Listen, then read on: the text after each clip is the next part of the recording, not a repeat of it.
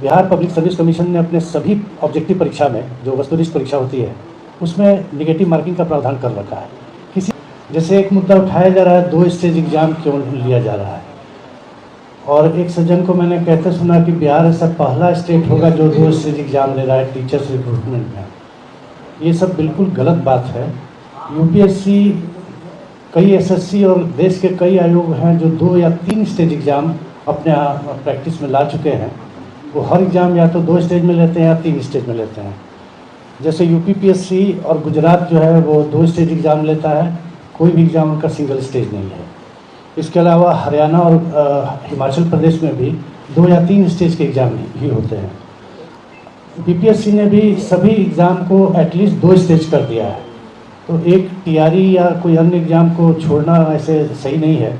2 stage exam हर हाल में मतलब सही होता है। आपको मैं बताऊं कि नीट यूजी का जो 2024 में परीक्षा स्थगित की गई थी, उसके बाद राधाकृष्णन कमेटी का गठन हुआ था कि नीट परीक्षा या कोई भी परीक्षा कैसे ली जाए इसके संबंध में सुझाव देने के लिए। तो राधाकृष्णन कमेटी ने भी 2 स्टेज एग्ज़ाम का सुझाव दिया था। आपको पता है कि परीक्षा में कदाचार या किसी तरह की बात होती है तो उसकी आर्थिक अपराध इकाई जांच करती है। आर्थिक अपराध इकाई से भी हमें ये एक सुझाव प्राप्त हुआ है, कई बिंदुओं पर सुझाव प्राप्त हुआ है। उसमें भी यह मेंशन किया गया है कि सभी एग्ज़ाम को 2 स्टेज कर दिया जाए, कम से कम 2 स्टेज।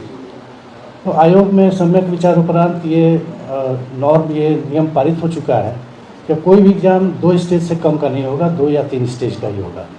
तो ये एक भ्रांति फैलाई जा रही है कि केवल बिहार पब्लिक सर्विस कमीशन ऐसा कर रहा है, ऐसा सही नहीं है।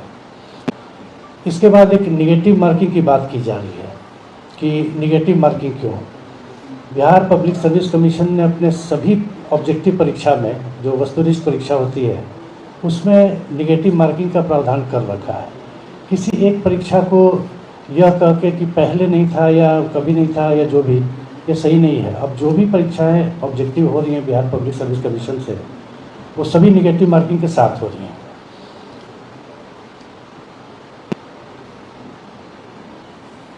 और ये सभी के लिए इक्वल है। निगेटिव मार्किंग है तो इसमें किसी को क्या परेशानी है मुझे समझ नहीं आता है। सभी के लिए तो इक्वल है। कोई अगर गेस करके उत्तर लिख देता है निगेटिव मार्किंग नहीं, और वैसे लोगों का चयन हो जाती है, अच्छी बात तो नहीं है। जो चयन होना चाहिए वो बिल्कुल पढ़े लिखे लोगों का होना चाहिए। तो इसमें निगेटिव मार्किंग से कोई फ़र्क तो नहीं पड़ता है, क्योंकि ये सभी के लिए बराबर बात है। एक और मुद्दा ये उठाया जा रहा है कि हिंदी भाषी लोगों को कम अंक दिए गए और अंग्रेजी मीडियम वालों को ज़्यादा अंक दिए गए। इस बात को उठाने वाले लोगों से मैं ये पूछना चाहता हूँ कि जो डेटा बीपीएससी के पास नहीं है, बीपीएससी के पास तो जितने 11,000 लोग मुख्य परीक्षा फॉर्म भरे सबका डेटा है। हमने ये भरवाया ही नहीं कि कौन इंग्लिश मीडियम कौन हिंदी मीडियम से भरेगा, परीक्षा देगा। तो ये डेटा जब मेरे पास नहीं है तो ये आरोप लगाने वाले लोगों के पास कहाँ से आ जाता है डेटा कि हिंदी माध्यम वाले कम आए, अंग्रेजी माध्यम वाले। हमारे पास इसके अलावा कोई चारा नहीं है कि हम 11,000 लोग परीक्षा दिए हैं तो उनके तीनों पेपर को खोल करके देखें कि कौन हिंदी में लिखा कौन इंग्लिश में लिखा। यूपीएससी में क्या होता है, आपका मुख्य परीक्षा का फॉर्म या इवन पीटी का फॉर्म भराते समय ही माध्यम पूछ लिया जाता है, और अगर आपने अंग्रेजी माध्यम चुना है तो आपको इंटरव्यू भी अंग्रेजी में ही देना है। ऐसा नहीं, हमारे यहाँ तो क्या है कि आप किसी माध्यम में मुख्य परीक्षा दीजिए, इंटरव्यू आप किसी माध्यम में दे सकते हैं, उसमें कोई बाध्यता नहीं रहती है। बिहार में हम लोगों ने ऐसा कोई बाध्यता नहीं रखा है, इसलिए हम मुख्य परीक्षा के फॉर्म में ये भरवाते ही नहीं कि आप किस माध्यम से परीक्षा देंगे, और फॉर्म में नहीं भरवाते हैं तो हमारे पास कोई डाटा नहीं है। अब आरोप लगाने वालों के पास ये डाटा कहाँ से आया कि हिंदी माध्यम वाले कम अंग्रेजी माध्यम वाले ज़्यादा, ये हमें नहीं पता है। ये बिल्कुल बेकार की बात है।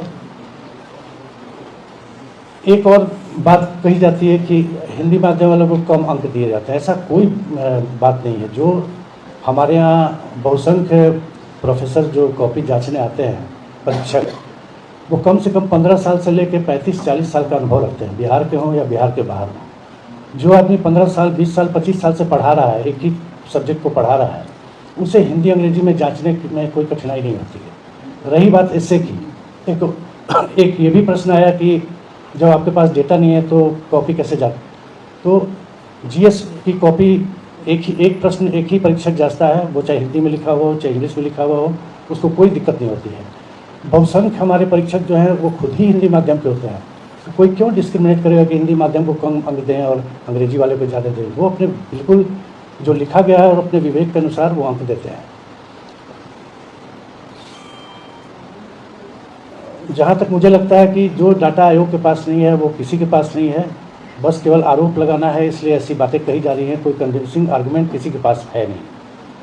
इसके अलावा एक और बात है कि हमारे यहाँ ये भी एक बात कही जा रही है कि 60% से अधिक देने पर आयोग द्वारा मनाही की जाती है। ऐसा कुछ नहीं है। ओवर मार्किंग और अंडर मार्किंग के लिए आयोग में एक प्रक्रिया है। 60% से ऊपर दिए जाने पर वो HE यानी हेड एग्जामिनर दोबारा जांचते हैं, क्योंकि हमारे टॉपर जो होते हैं वो आयोग की परीक्षाओं के टॉपर जो होते हैं उन्हें खुद ही 60% से अधिक बहुत रेयर परिस्थिति में आता है। 58 से 62% के बीच में जो अभ्यर्थी फाइनल अंक लाता है वो टॉप कर जाता है। एक 60% की सीलिंग है कि अगर बहुत अच्छा लिखा है तो बिल्कुल ठीक है, कोई दिक्कत नहीं है, आप दे सकते हैं। लेकिन हाँ, एक बार एक और आदमी जो हेड एग्जामिनर वो जांच ले, अगर लगता है कि हाँ परीक्षक द्वारा दिया गया नंबर सही है तो कोई दिक्कत नहीं है। उसको इस तरह से पेश किया जा रहा है कि 60% से ऊपर अंक दिए जाने की मनाही है, ऐसा कुछ नहीं है।